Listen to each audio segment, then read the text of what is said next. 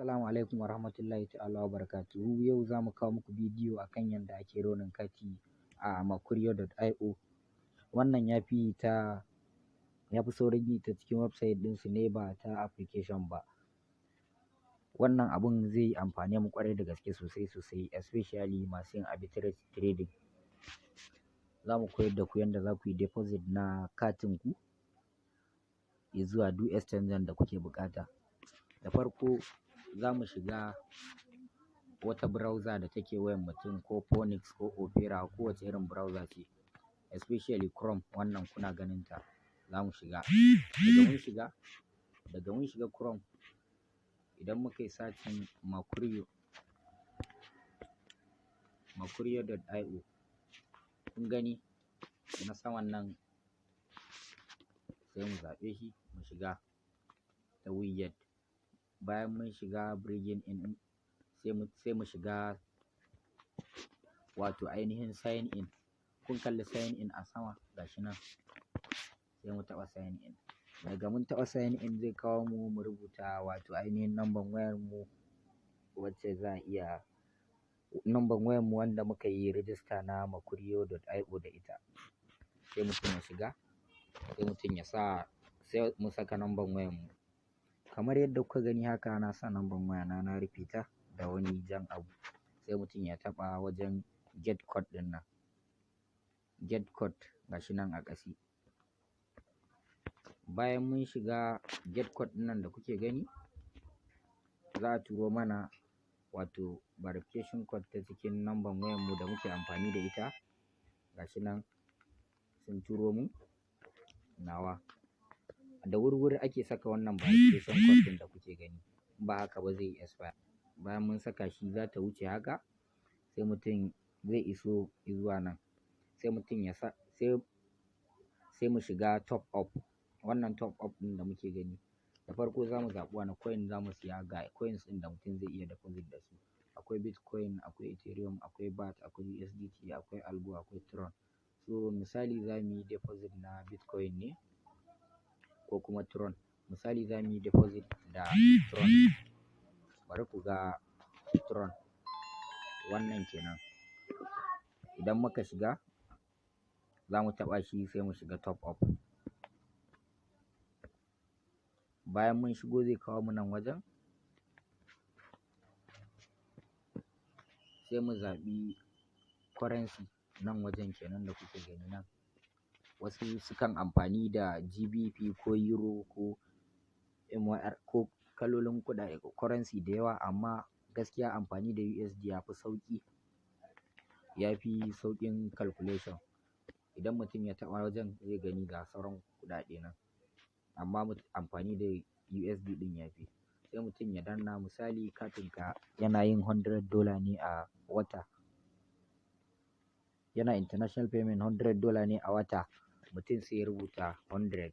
Idan za ka sayi na $100, zai yi calculation ya rubuta amount of Bitcoin da zai tura maka. So tunda muna son siya da Tron ne, nan wajen za mu canja shi zuwa TRX. Zai mana lissafi ya ba mu Tron nawa zai shiga cikin account ɗinmu kenan. So daga nan wajen sai mu taho nan, mu yi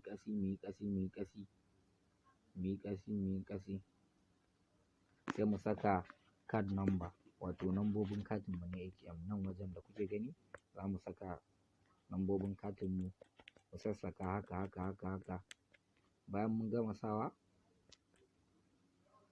sai mu zo nan mu rubuta card holder name. Misali sunana Ahmad ne.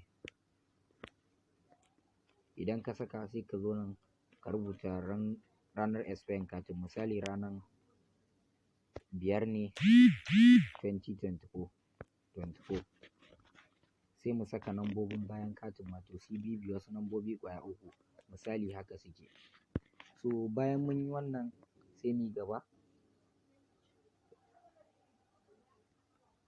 Zan canja nambobi. Bayan mun yi wannan, sai mu yi gaba. So bayan mun gama rubutawa ne, gashi nambobin katin mu.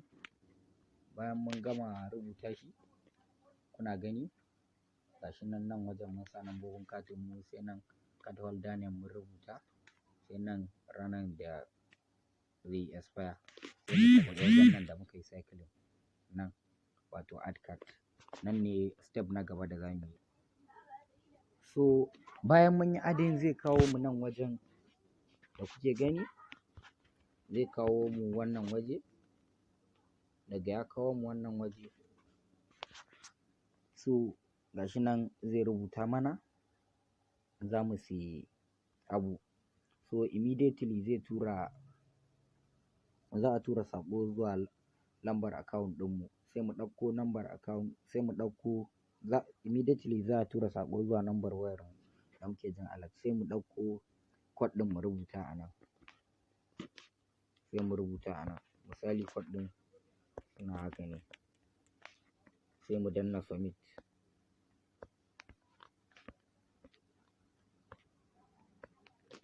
Kamar yadda nake gaya muku, daga mun danna submit, daga na daidai wannan waje zai tura wato,